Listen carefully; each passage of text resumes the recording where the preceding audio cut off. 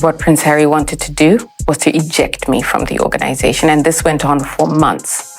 It went on for months through bullying, harassment. It was me who was the problem because I put a whistleblower complaint about the bullying, the harassment, and the misogyny. The most embarrassing moment in Prince Harry's life after leaving the royals has hit as Dr. Sophie, the head of Sentebale, openly blamed him for causing huge damage to the charity. He started in memory of Princess Diana, and while the charity commission cleared him of any legal trouble, it has not cleared him in the court of public opinion.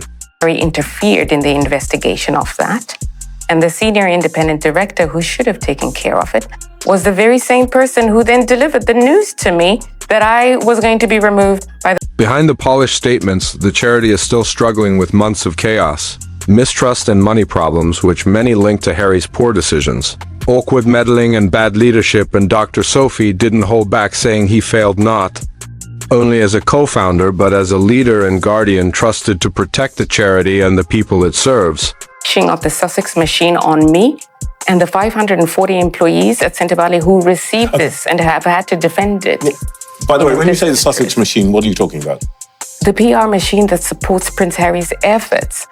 The only way we discovered of his decision was through the Sussex machine activate. The fact that her statement came right after a long charity commission review made it even stronger, because while Harry avoided legal charges, it did nothing to clear the chaos, mistrust, and damage he allegedly left, and now with sources saying lawyers are looking into his past choices, Dr. Sophie's threat to sue him for financial fraud is no longer just gossip. Prince Harry decides on a specific occasion that he wants to appoint an individual to the board with immediate effect without having talked to me. It's not on the agenda, and somehow everybody's just supposed to tolerate. It was a serious and well-planned move with private meetings happening between lawyers, charity board members, and outside experts who had been quietly looking into what they believed were long-term problems, and leaked reports claimed much of the charity's finances were under strain because of what they called executive disengagement and unauthorized decision-making.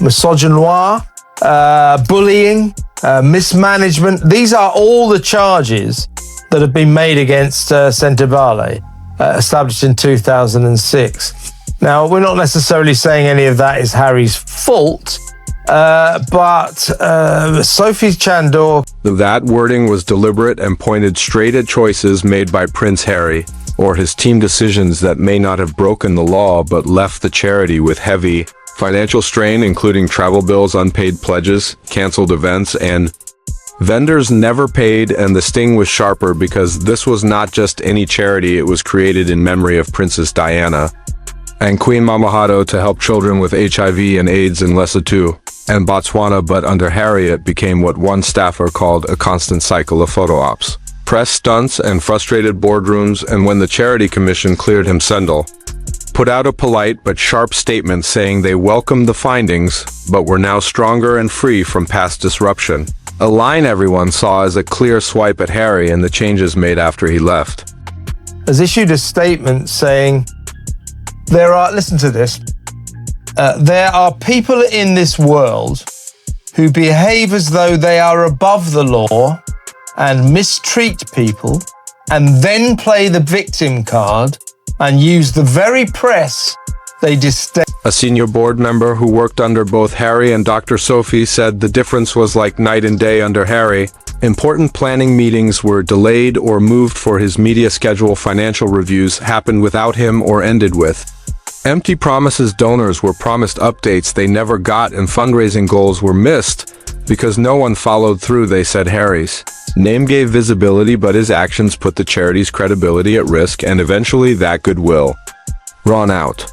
Harm people who have the courage to challenge their conduct. She's talking about Harry there, isn't she? And this row apparently... Donor fatigue started to take over. Events drew smaller crowds, and the biggest blow came when Sentebale lost several major long-time contributors. In Harry's final year, confidential reports showed these wealthy donors pulled out not on impulse, but because they felt the charity was turning into a tool for Harry's image rather than helping the children. It was meant for. One donor even emailed the fundraising team saying the new direction didn't match their values, a phrase that insiders knew, was a quiet jab at Harry's leadership. This row apparently centers on the fact that I think it was Dr. Chandorka wanted to move all the fundraising for this organization to Africa. Currently, it's outside of Africa. And Harry and his fellow trustees did not want that. Everyone inside knew exactly what that meant. Harry's leadership had turned into a liability. Even loyal supporters had lost patience as his focus shifted to American media, personal branding, and PR, leaving him absent from the charity's real work. The more staff raised concerns, the deeper things slid into quiet chaos, with missed financial deadlines, bad partnerships, and failed initiatives. The final straw came in a 2023 board meeting when Harry was meant to review a key document about moving over $400,000 in donor funds, but sent a spokesperson instead. The assistant gave vague answers, promised Harry would follow up, and never did. That moment pushed several finance team members to resign, citing unclear leadership and strategic confusion, creating what insiders called a complete leadership vacuum under his name. This charity has fallen apart, unraveled, and Harry has had to suddenly sensationally quit. So there goes one more raison d'etre in his life. One less thing for him to do. It just strikes me his life is getting emptier by the day. But what do you make of this charity row in Africa? It was only after Dr. Sophie took over that the charity started to regain order.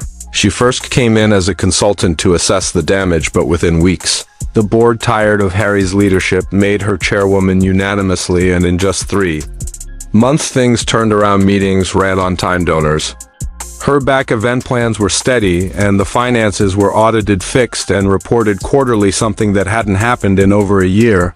One advisor said it finally felt like a charity again, not a PR stunt. But even with the progress, the damage from Harry's time still hangs over them, and the lawsuit being discussed now is about rebuilding, not revenge. Well, I mean, I think in general, the chaos, it's just on par for what we expect from Prince Harry today.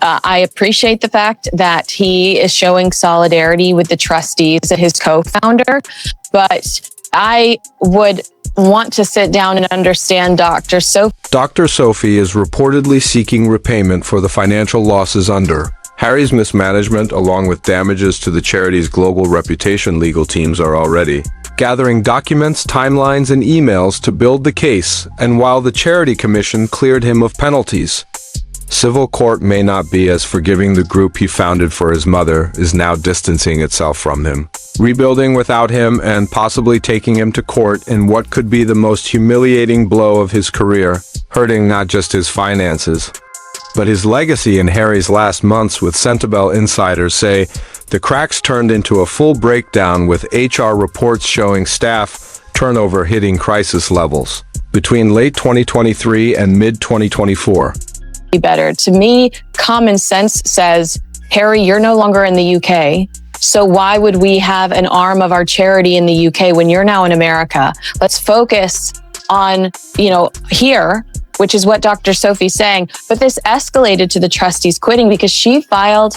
The charity lost over a third of its senior management, including key fundraising officers and the finance head, all resigning not because of the mission, but because of chaotic leadership. Many had stayed loyal through past challenges, but one resignation letter summed it up, saying the current leadership puts narrative over substance and sacrifices stakeholders for optics. A clear jab at Harry's staff, complained of mixed directions, sudden campaign changes, and cleaning up after promises his team never kept. The board tried incentives and restructuring to keep talent, but the core problem remained leadership had no accountability, and nothing worked while Harry operated above scrutiny. Morale sank further with Meghan Markle's influence in the background. Even though she was never officially tied to Sentebale, her sway over Harry's priorities was obvious, and several charity events were cancelled, delayed, or reshaped to fit her personal brand strategy.